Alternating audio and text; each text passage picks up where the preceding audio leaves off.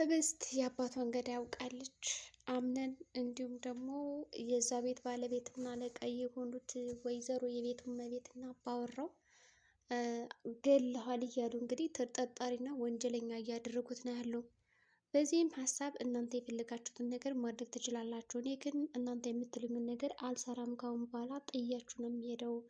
ምን አገባኝና ነው በእናንተ ስራን የምዘፍቀው ማለት ራሱን ነፃ ለማውጣት ቢሞክርም ማውጣት የሚችልበት ደረጃ ላይ አይደለም ያለው። ይህን ስራ አተዋለሁ የምትል ከሆነ አባቷን እንደገደልክባትና እንዲሁም ብዙ ነገሮችን እንደሰራህ ወንጀለኛ አድርጌ እስር ቤት አሳስራለሁ በማለት የቤቱ ባለቤት አቶ ማን በለው ያው ድርጅቱን የሚያካሂደው ሰውዬና እመቤቲቱ ተንኮላቸውን አንስተውበታል ማለት ነው። የሚገርማችሁ ነገር እንግዲህ እህቱ በጣም ክፋተኛ እንደሆነች እያወቀ ከዚህ ጋር ደግሞ ወንድሟ የእሷ ሽርከኛ መሆኑ ነው።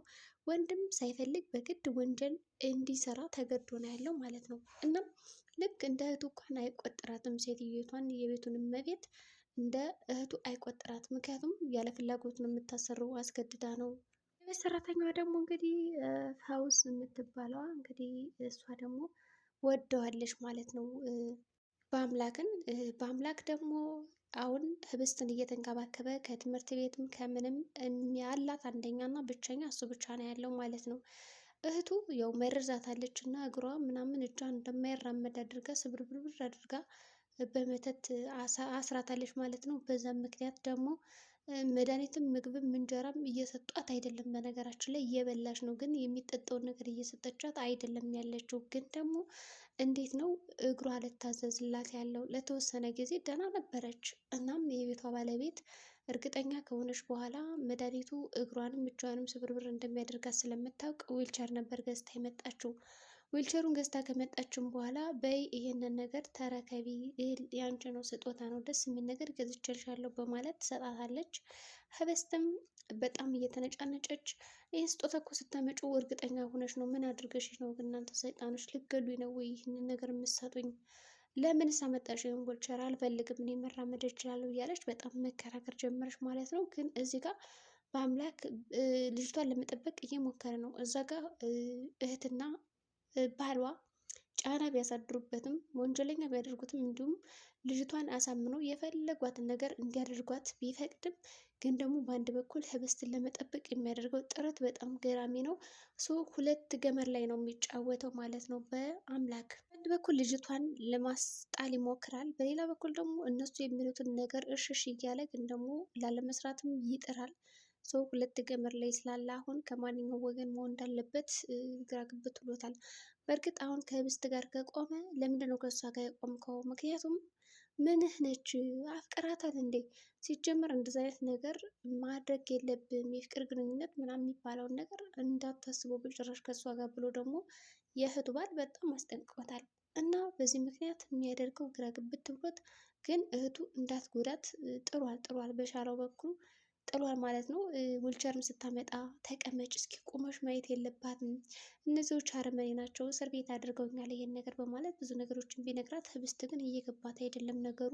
ቀለል አድርጋ ነው እያየችው ያለችው። እንግዲህ ልጅም ከመሆኗ የተነሳ እንግዲህ የቤት ባለቤት ይህን ያክል ክፋት የምትሰራባት ለምንድን ነው? በእርግጥም እናቷን የገደለችባት በአምላክ እህት ነች። እንዴት አድርጋ እንደገደለቻት እስካሁን ምንም የምናውቀው ነገር የለም። ምናልባትም ልክ አሁን ህብስት እንደመረዘቻት መርዛ ገላትም ሊሆን ይችላል። ብቻ የሆነ ነገር እንዳደረገች እዚህ ጋር ግልጽ ነው። በእርግጥም በአምላክ እህት ሰውየው የተሻለ ሳይሆን አይቀርም ባለቤቷ። እሱ ቢያንስ ትንሽም ነገር ቢሆን ያስባል። በእርግጥም የእሱ ፍላጎት ሀብቱን በራሱ ስም እስከሚያዞር ድረስ ነው እንጂ ከዛ በኋላ ዞር ብሎ ማለትም መፈለግም አይፈልግም ህብስትን። ለጊዜው ግን እያስመሰለ ልክ እንደሚወዳት ልጅ ደህና ነሽ ወይ? ምንድን ነው የጎደለሽ ነገር አለ? የቀረሽ ነገር አለ? እያለ ብዙ ነገሮችን ያደርግላታል። እሷ ደግሞ ምንም ነገር የለም አታስብ በማለት ነው የምትመልስለት ነገሩን ቀለል አድርጋ። ሌላው ደግሞ ያው እሷም ወደ ትምህርት ቤት ስትሄድ ትምህርት ቤቱን አቋርጣ በእግሬ ሄዳለሁ፣ በቃ ተወዚ ዊልቸር ላይም አልቀመጥም። ለምንድን ነው ዊልቸር ላይ የሚቀመጠው? እኔ በእግሬ መሄድ እየቻልኩኝ በማለት በአምላክ ጋር ክርክር ገብታለች። የቤት ሰራተኛዋ ደግሞ ድብን ያለ ፍቅር ውስጥ ይዟታል። ከልጅቷ ጋር ስታያት በጣም ቅናት እየተሰማት ነው ያለ። ስራዋን ራሱ በሀሳብ ስምጥ ብላ እየሰራች አይደለም ያለችው። በዚህም የቤቱ መቤት ምን አስበሽ ነው የምትገተሪው? ስራሽን በአግባቡ ስሪ እያለች በጣም ትጮህባታለች ማለት ነው። ግን ደግሞ እሽትዬ ይቅርታ እያለች ነገሩን ፋይዛ ወይም ፎይዚ ምናምን ብቻ ስማቸው አልተያዘኝም። በነገራችን ላይ ገና አዲስ ድራማ ነው። ስለዚህ ለስማቸው ይቅርታ እንጠይቃለን። ገና የተለማመድ ናቸው። ሁለት ስም ነው ብንላቸው። እስከዛ ጥላሁን አለ ደግሞ ጥላሁን የእንትና ጓደኛ ነው የህብስቱ። አሁን ህብስት ጓደኛ እንድትሆን እፈልጋለሁ ብለዋለች። የሚገርማችሁ ነገር ልክ ለበአምላክ ጓደኛው እንደሆንክለት ሁሉ ለእኔም ጓደኛ ሆነኝ እባክህን። እዛ ቤት በጣም ያስፈራል ሁሉም ነገር። ይሄ በአምላክ ቢሆን ራሱ እያስፈራ ነው ያለ። ስለዚህ ለሱ ጓደኛ እንደሆንክለት ለእኔም እስኪ ታምንልኝ ትለዋለች። እና ልክ ለማምላክ የነገረችውን ሀሳብ ለጥላሁንም ሄዳ እኔ ማንም ሰው የለኝም እባክህ እርዳኝ ከጎን ይሁን እያለች ነው። ጥላሁን ደግሞ በራሱ በኩል የሚያነባቸው ሰነዶች ስለነበሩ ሀብቱን ንብረቱን ምኑን እየመረመረ በጣም እያንዳንዱ ጥንቃቄ በተሞላበት ነገር ሲፈርም ነበረ። እና ምን ነበር የኔ ዓለም አዳም ብትሞት ይሄ ሁሉ ገንዘብ እንዴት ነው ለነሱ የሚሆነው እያለ በጣም ሲመካ ነበር። እዚህ ቅስፈት በሩ ይንኳኳና ሲከፍት እንግዲህ ያው በአምላክ ይመጣል። ምን አስበ ነው የምጠብቀው ሰው አለ ምናምን ይለዋል። ኧረ ማንም የለ በማለት ይገቡና ግን እዚህ ጋር አንድ እንትና ህብስት ማለት ነው ወረቀቱን ማየት ነበረባት።